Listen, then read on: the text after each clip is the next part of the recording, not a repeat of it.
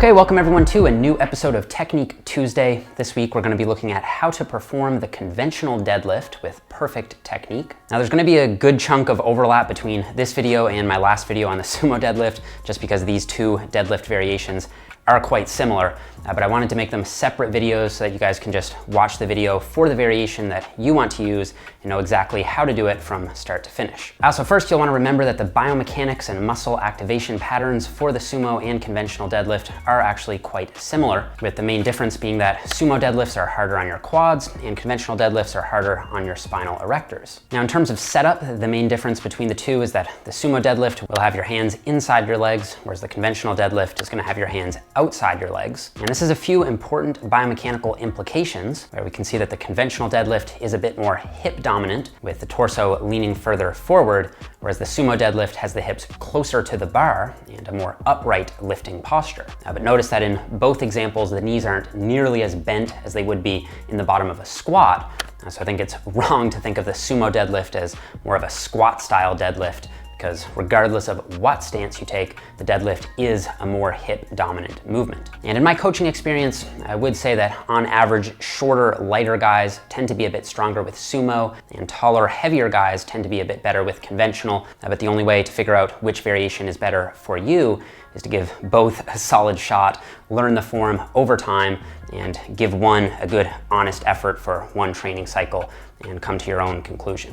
So like with the sumo deadlift, here we're performing simultaneous hip extension and knee extension, where hip extension is handled by the glutes and hamstrings, and knee extension is handled by the quadriceps. Also, the spinal erectors will be taxed to a more significant degree with the conventional deadlift, as they perform a stronger isometric spinal extension contraction. And then the lats and traps will also be involved here again, as they perform isometric contractions to stabilize the shoulder and the scapulae. And you should load the deadlift just in general with relatively heavy weight in a low rep zone, something around 5 to 10 reps if your main goal is hypertrophy, and 1 to 5 reps if your main goal is size, since its capacity for overload is extremely high. And I wouldn't recommend training the deadlift more than once or twice a week, even for advanced lifters, because it just is one of the most physically and mentally draining exercises out there, and it does have a pretty high recovery cost. So you want to lift in a flat-soled shoe like Chuck Taylor's or deadlift slippers, use high socks to avoid shin scrapes, and a 10mm lever belt to increase torso rigidity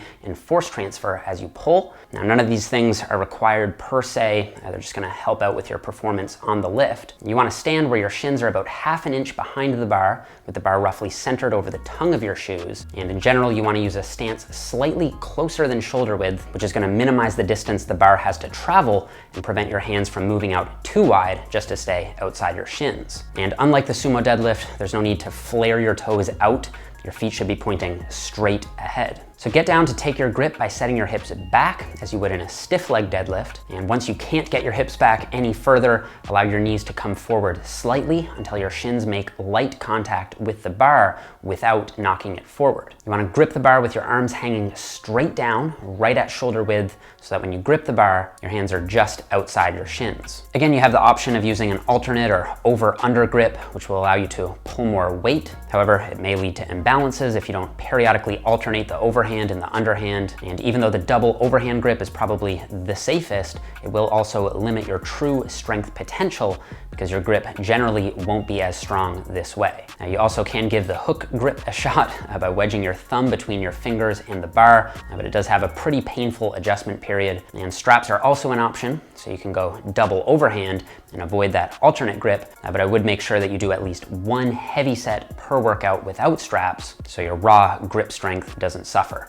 So none of these grips are perfect, but personally I go with the alternate grip. So you want to dig the bar into the base of your hand, and you should drive your pinky into the bar, which is going to prevent grip fatigue. And once your grip is set, you want to pack your lats by thinking about pulling the bar in close to you, which is going to prevent the bar from drifting out in front of you as you lift. Now at this point, you want to pull your lower back into a neutral position, creating a stretch in your hamstrings, and you'll want to maintain this flat lower back position throughout the rest of the lift. A little bit of thoracic or upper back rounding is more acceptable and less dangerous. However, if you pull with a slightly rounded thoracic spine, just don't allow it to round further throughout the lift. With your hips still high and anteriorly tilted, you want to take a deep breath into your gut, and at this point you have the lift fully set up and you're ready to initiate the pull. And exactly the same as with sumo, you should be able to draw a straight line connecting your scapula, the middle of the bar, and the middle of your foot. At this point, you want to initiate the pull by pulling the slack out of the bar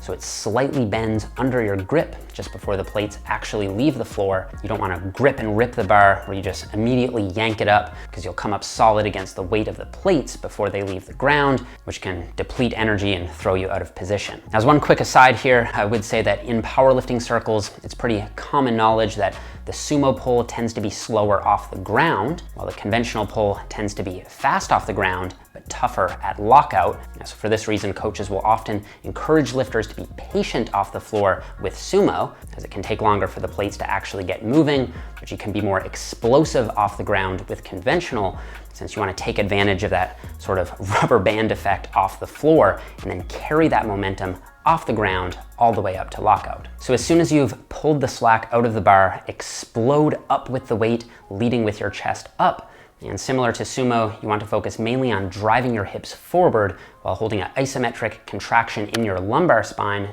to prevent lower back rounding, in your shoulder blades to prevent upper back rounding, and at your shoulder to keep the bar in tight against your legs. The bar should be moving up in a perfectly straight line centered over the middle of the foot, and it should be dragging straight up against your shins. Finishing the lockout tends to be the most difficult part of the conventional pull, because the bar needs to travel a further distance off the ground. So to break through the sticking point, you want to really force your hips forward and get your chest up, since often you'll need to sort of unroll the upper back to get the shoulders fully locked. And at the top, you know you've truly locked the lift out if your knees and hips are straight and your chest is lifted up with your shoulders slightly back. There's no need to overdo the lockout by leaning backward excessively, hyperextending your lower back, or squeezing your shoulder blades together, or shrugging the weight up. Again, when it comes to the negative, you can either let the bar fall more freely with your hands simply guiding it back into position, or you can slightly resist the negative, having it last for about 1 second, which is gonna ensure that the plates land in the right spot as the bar tracks back down against your legs. And you wanna make sure you set your hips back first. Then as the bar is clearing the knees, let the knees bend and drop the bar straight down as it moves against your shins.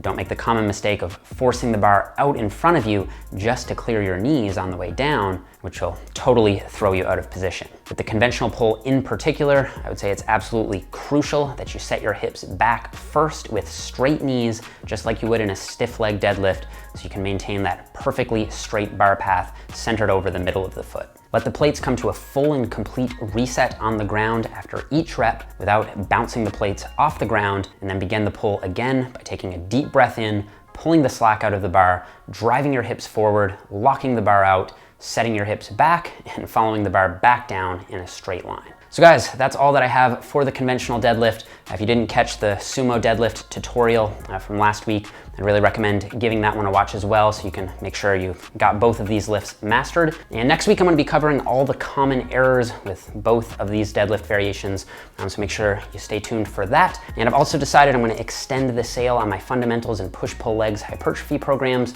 So for the next week, they're both gonna be $29.99, and then I'll go back to $39.99 after that, and I'll have both of those links down in the description box as well. So thank you so much, guys, for watching the video. I really appreciate it. Don't forget to leave me a like if you enjoyed the video. Don't forget to subscribe so you don't miss future Technique Tuesday episodes, and I'll see you guys all here in the next one.